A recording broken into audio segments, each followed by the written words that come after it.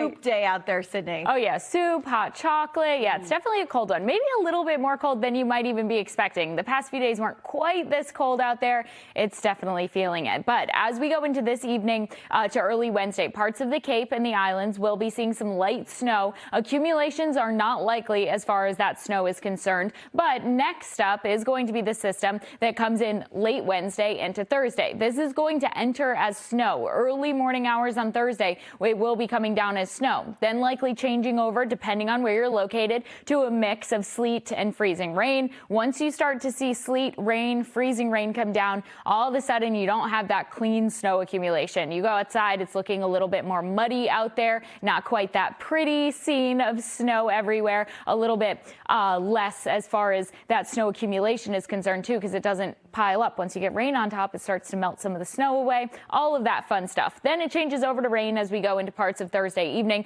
also depending on where you're located. So when we're talking snow accumulations, how much are you going to see outside? It all depends on when you get outside. If you get out there right before it does change over, most of us will see around an inch from Boston to parts of Worcester. The Worcester Hills, though, likely seeing closer to 1 to 3 inches as far as that snow is concerned. Then higher elevations, Vermont and New Hampshire, likely getting a little bit more, especially the further north that you go, getting a little bit more of that clean snow, not seeing as much mixing, not seeing as many issues with the potential for slippery spots. And then, of course, when you see that mixing, then the refreeze the next morning, too. So a lot of things that we'll have to keep an eye out for this system. But as far as ice accumulation goes, this is pretty minor as far as ice goes.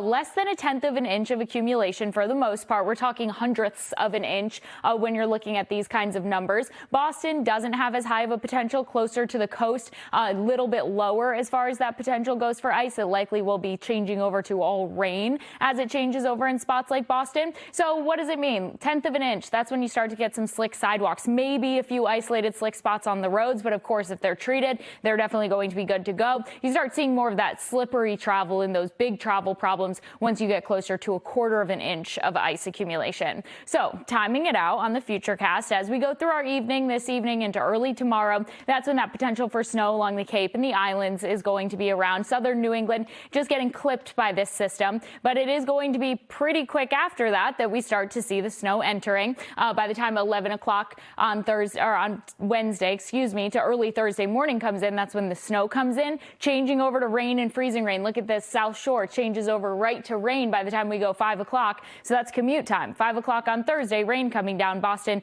seeing that mix, and then that mix continues to move areas north, parts of the Merrimack Valley, and also southern New Hampshire seeing that potential. So going through the rest of our day today, temperatures in the low 30s. We're staying there, and we're staying mainly dry as we head through the day tomorrow. Just cloudy. Thursday is the day that we need to keep an eye on, and for that reason, we do have a first alert in place on Thursday. But look at those temperatures, 41 degrees for your Thursday. Friday, Valentine's Day, nice treat. We get sunshine in the picture before our next system comes in, brings us more clouds and more of a snow potential for the weekend.